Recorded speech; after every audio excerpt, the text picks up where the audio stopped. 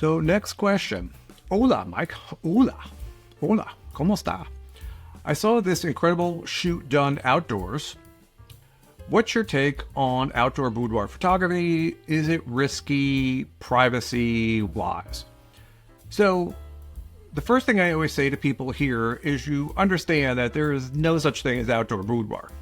It's not a thing. Doesn't exist. No such thing. No, you haven't.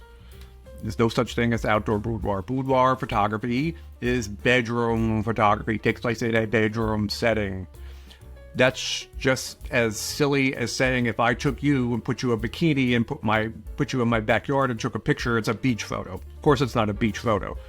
You know, lingerie is not the defining characteristic of boudoir photography. So when you're going outside, yeah, it's like glamour photography. I don't even know what you call it, but it's not technically boudoir photography. But I get what you're saying and just want people to understand that. Because a lot of photographers don't even know that there's no such thing as outdoor boudoir photography. But people do go outside, and I've seen it in the grass, and I've done it in the fields, and they photograph these sessions. It could be really nice outdoor if you have a place where you can have some privacy. But where I am in the crazy state of New Jersey, I don't think you can move 8 feet in one direction without someone being there or a car being there. So there's not a lot of space where I am that lends itself to going outside and doing a kind of photo session like that, unless you're really in a private big area that, there isn't anything really like that by me. But when you're outside, of course, there's always a risk of discovery, depending on where you are.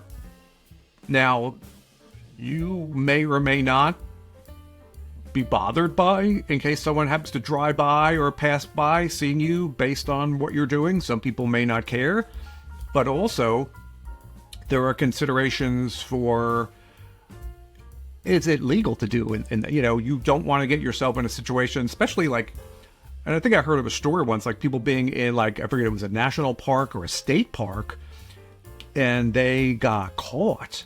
And there's some kind of fines involved, and someone had to go to court because they had no clothes on, and so you just want to check out the areas, what's permitted in these areas. It's probably a low risk of something like that happening, but aside from being risky and being discovered, sometimes you can run into some legal trouble for doing something like that. Again, the chance is small.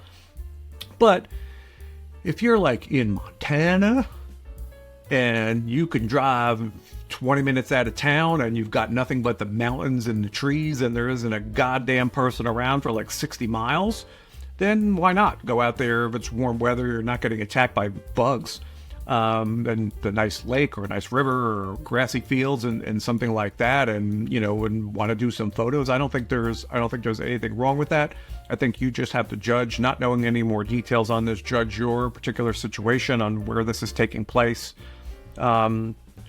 Taking those things into account, and just always do what you feel comfortable. I wouldn't let a photographer push you into doing this if it's not something that you really feel comfortable doing or want to do.